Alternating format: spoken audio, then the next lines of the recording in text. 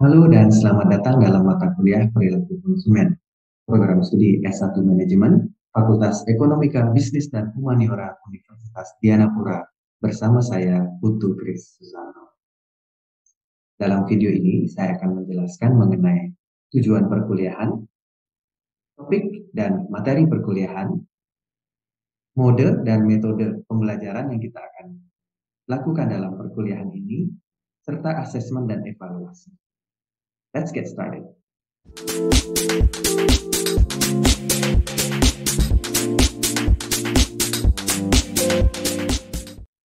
Sebelum kita mulai, izinkan saya menjelaskan sedikit tentang deskripsi mata kuliah. Mata kuliah perilaku konsumen ini menunjukkan kepada mahasiswa mengenai pengetahuan dan pemahaman terkait dengan perilaku konsumen, faktor-faktor yang mempengaruhinya, tipe-tipe konsumen, segmentasi pasar, teori pengambilan keputusan konsumen, riset pemasaran juga untuk memahami konsumen, memahami strategi pemasaran, konsumerisme dan tanggung jawab sosial perusahaan, serta perlindungan konsumen dalam etika bisnis, khususnya di industri jasa, di bidang perhotelan dan pariwisata, yang merupakan keunikan dari program studi kita dan juga Universitas Dianapura. Dalam mata kuliah ini, mahasiswa juga menganalisis perilaku konsumen baik secara individu maupun secara kolektif atau bersama-sama, berdasarkan suatu informasi maupun kajian empirik yang dilakukan. Karenanya, mata kuliah ini bersifat juga project-based learning. Lebih lanjut, saya akan jelaskan sebagai berikut. Kita akan memahami what is consumer. Apa sih itu konsumen? Lalu konsumen itu ngapain? Ya, what do they do? And what can we learn about it? Kita akan bercermin dari diri kita sendiri, karena kita juga adalah seorang konsumen ya, masing-masing dari kita. Kita akan merefleksi itu, juga kita akan mencoba memahami konsumen secara kolektif. Sehingga nanti sebagai perusahaan, sebagai marketer, sebagai entrepreneurs yang mengambil keputusan berdasarkan perilaku konsumen, kita bisa lebih bijak dalam menyikapi perilaku konsumen dan diversity yang ada di sana. Saya lanjutkan dengan tujuan perkuliahan. Ada 5 tujuan yang dibebankan dalam perkuliahan ini.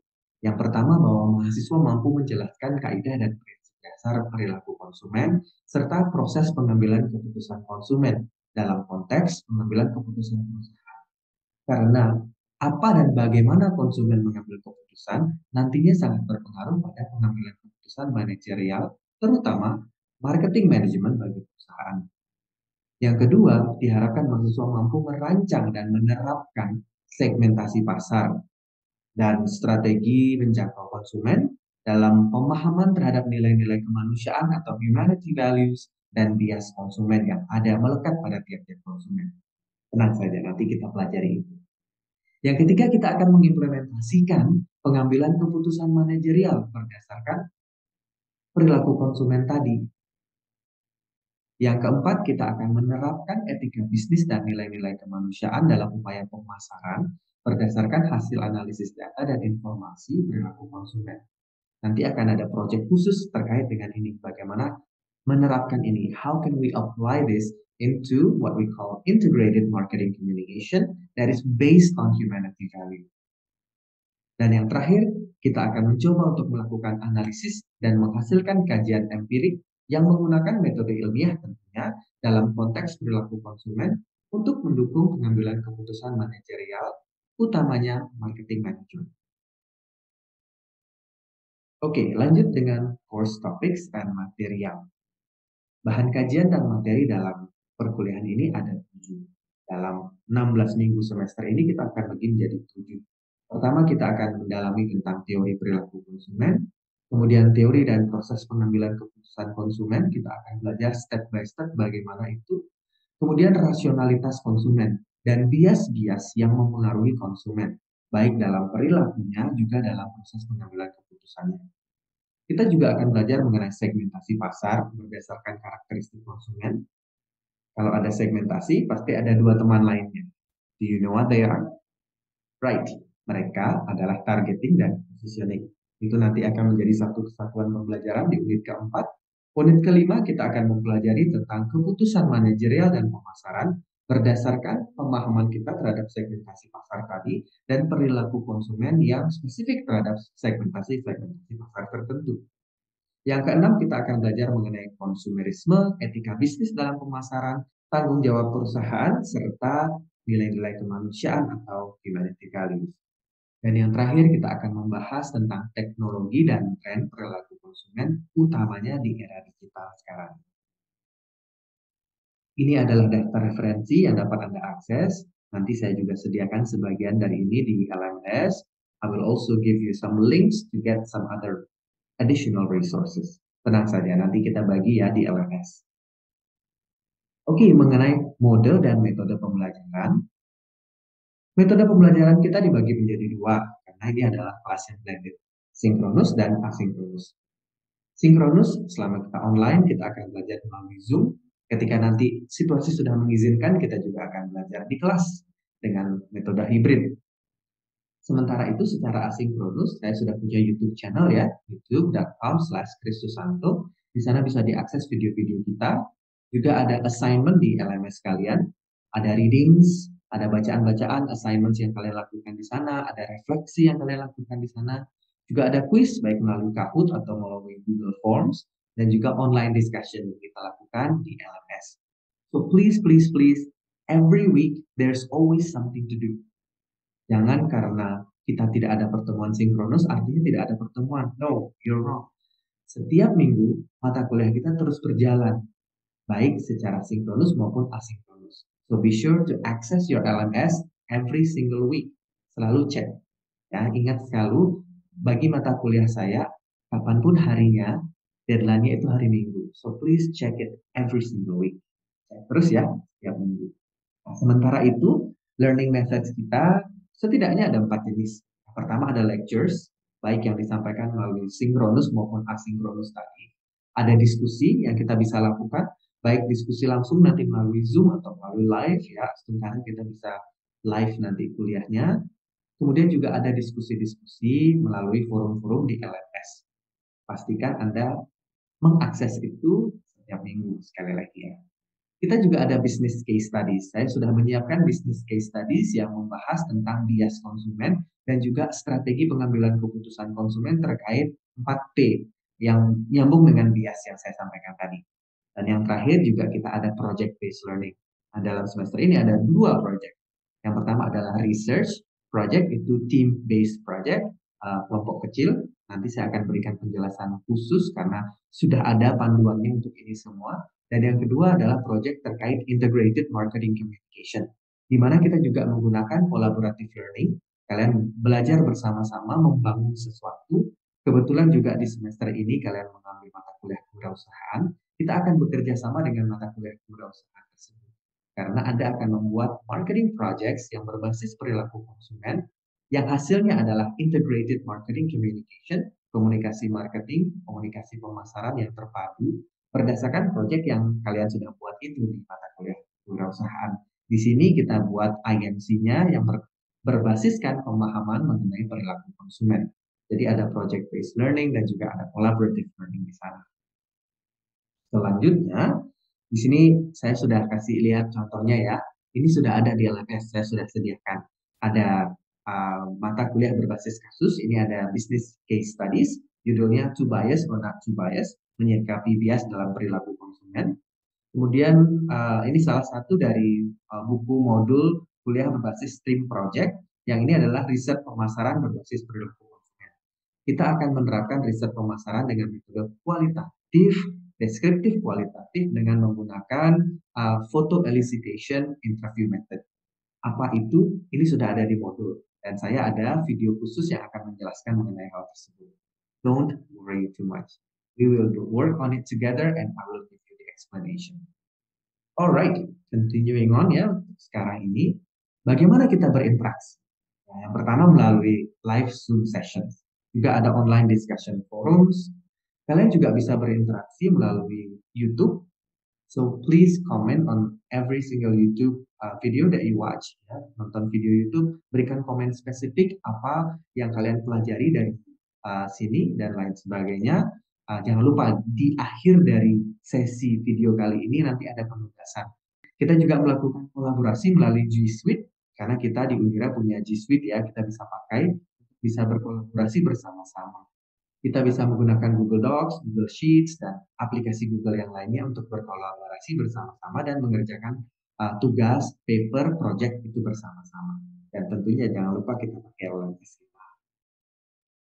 Untuk assessment dan evaluation, ya kira-kira seperti ini. Ada nilai partisipasi, tentunya di Zoom, juga LMS gitu, jangan lupa untuk presensi di sana. Ada nilai tugas mingguan, yang terdiri dari tugas-tugas kecil mingguan, ada pertanyaan refleksi, ada kuis, posting di forum LMS. Jadi aktiflah, jangan hanya menjawab satu kali habis itu hilang, tapi jawablah reply Anda, kemudian reply teman Anda juga, sehingga diskusi kita menjadi lebih hidup. Nah, untuk semester project, seperti saya bilang tadi, ada case study yang mengenai bias konsumen. Kemudian ada research project yang berbasis visual marketing research, yaitu qualitative based research tadi.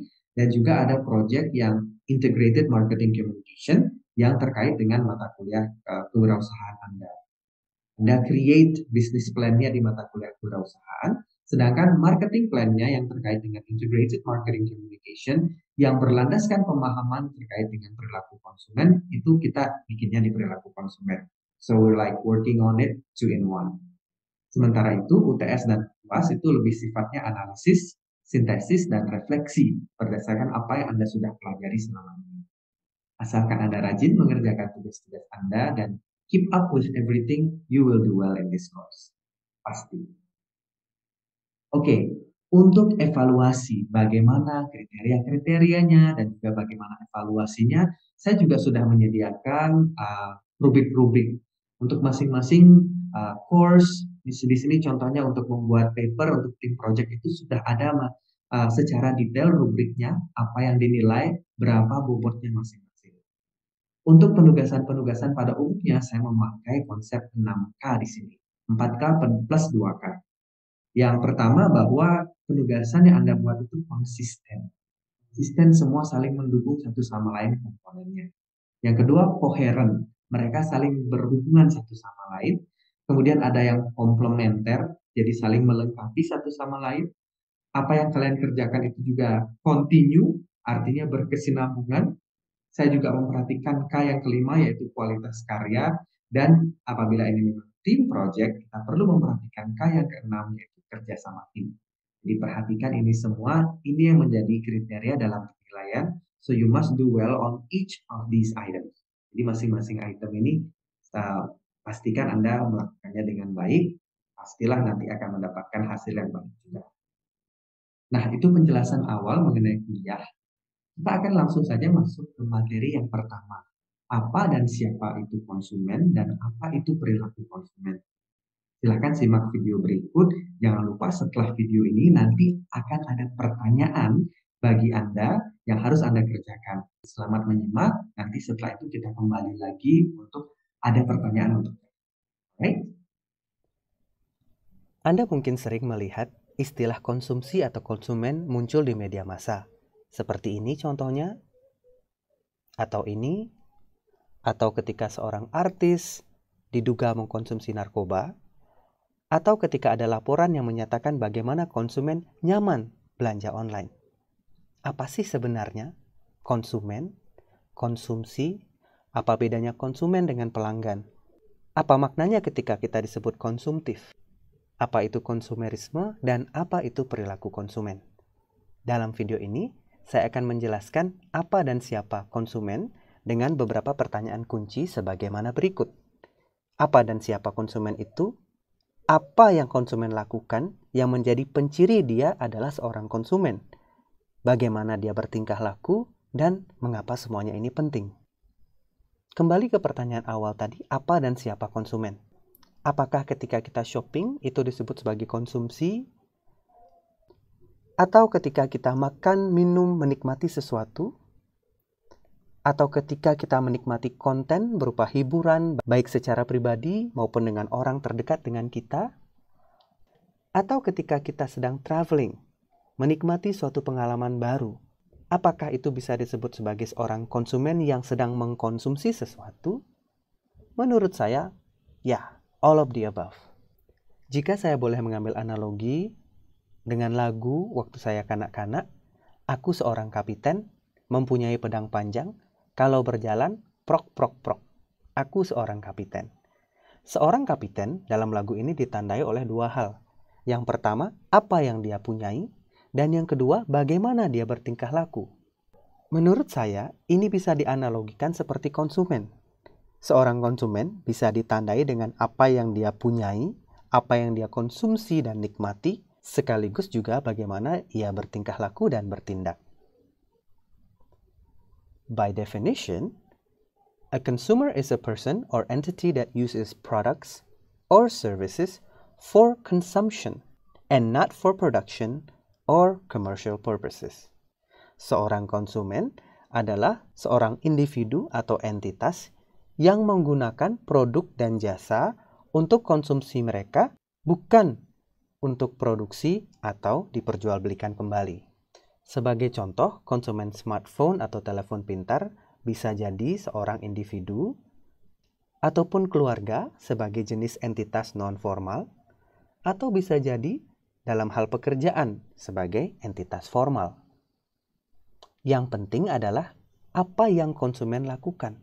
Seorang konsumen mengkonsumsi, itu sudah jelas. Ia tidak sedang menggunakan barang atau jasa yang ia sedang konsumsi untuk keperluan produksi atau jual beli. Namun, apa sebenarnya konsumsi? Konsumsi adalah penggunaan produk dan jasa oleh individu maupun rumah tangga, bukan untuk produksi atau diperjualbelikan. Kata kuncinya juga di sini adalah penggunaan atau use, bukan purchase atau pembelian. Secara etimologi atau asal kata, konsumsi berasal dari bahasa Latin consumere, yang artinya menghabiskan sesuatu. Tahukah Anda kalau di zaman dulu sakit TBC itu disebut sebagai consumption? Karena mereka yang sakit TBC, tubuhnya habis dimakan penyakit, dalam tanda kutip. Tadi saya sempat sebutkan, membeli, menggunakan. Inilah perbedaan antara seorang konsumen dan seorang pelanggan.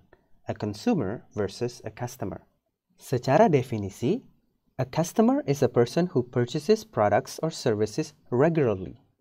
Seorang pelanggan adalah orang yang membeli produk atau jasa secara reguler. Seorang pelanggan bisa jadi seorang buyer tanpa dia harus mengkonsumsi sendiri produk tersebut. Bisa juga dia reseller, atau ketika dia membeli sekaligus mengkonsumsi, kita sebut dia sebagai final customer atau end customer. Contohnya di sini, ketika seorang ibu membeli diapers atau perlengkapan untuk bayi, dia adalah buyer-nya. Namun ketika dia membeli produk make up untuk dia pakai sendiri, dia adalah seorang final customer. Tadi saya juga sebutkan kata konsumtif. Ini adalah keinginan untuk bisa mendapatkan atau memiliki produk lebih daripada basic needs kita, melebihi kebutuhan kita yang mendasar. Contohnya, kita perlu kendaraan untuk bisa mengantarkan kita dari satu poin ke poin yang lainnya. Namun urusan luxury atau gengsi itu berbeda tiap individu. Sementara itu, konsumerisme adalah ide bahwa kebahagiaan seseorang tergantung oleh hal-hal material dan bagaimana ia terus-menerus meningkatkan konsumsi barang dan jasa. Jadi konsumerisme ada kaitannya dengan ide bahwa kebahagiaan kita tergantung dari apa yang kita bisa beli, apa yang kita konsumsi, apa yang kita nikmati, dan apa yang kita tunjukkan kepada orang lain. Yang terakhir mengenai perilaku konsumen. Perilaku konsumen adalah suatu studi mengenai konsumen dan proses mereka dalam memilih, membeli, menggunakan, dan membuang produk dan jasa. Perilaku konsumen terdiri dari ranah kognitif atau pikiran kita, ranah afektif atau perasaan kita, dan ranah perilaku atau behavior. Proses yang dilalui seorang konsumen baik dalam ranah kognitif, afektif maupun perilaku dengan segala kompleksitasnya merupakan topik bahasan dari perilaku konsumen. Stay tuned for other videos regarding consumer behavior. Stay inspired, be inspiring. Don't forget to subscribe to this channel. Okay, so that was the video, introduction video untuk perilaku konsumen. Apa dan siapa konsumen, apa itu perilaku konsumen. Ada video-video lainnya sudah menanti Anda untuk Anda simak dalam semester ini. Nah, ada dua pertanyaan yang Anda harus kerjakan untuk video, satu kesatuan video ini. Yang pertama, tadi kalau Anda perhatikan ada 3 ranah dalam perilaku konsumen. We have to rewind back ya, nanti di rewind aja lagi, lihat 3 ranah itu apa saja. Berikanlah saya contoh aplikasi ketiga ranah itu dalam kehidupan Anda pribadi, lepas pribadi sebagai seorang konsumen. Jadi in here, no two examples should be the same. Jadi nggak ada contoh yang sama ya, karena setiap kita memiliki pengalaman sebagai konsumen yang berbeda satu sama lainnya. Pertanyaan saya yang kedua adalah, apa hal spesifik yang Anda pelajari dari video ini? Dari awal tadi sampai akhirnya. Apa lesson learn-nya? Disampaikan singkat saja, 1-2 kalimat. Sampaikanlah ini sebagai komentar di YouTube. So, silahkan sampaikan di kolom komentar. Setelah selesai, tangkap layarnya. So, create a screenshot. Di screenshot, hasil dari screenshot ini bukti bahwa Anda sudah merespon di YouTube, kemudian unggah di LMS. Should be quite easy. So, that's our class for now. Semoga bermanfaat penjelasan ini bagi kalian. Stay inspired, be inspired. Salam teladan dan unggulan dari Universitas Dianapura. Dan sekali lagi, welcome to Consumer Behavior.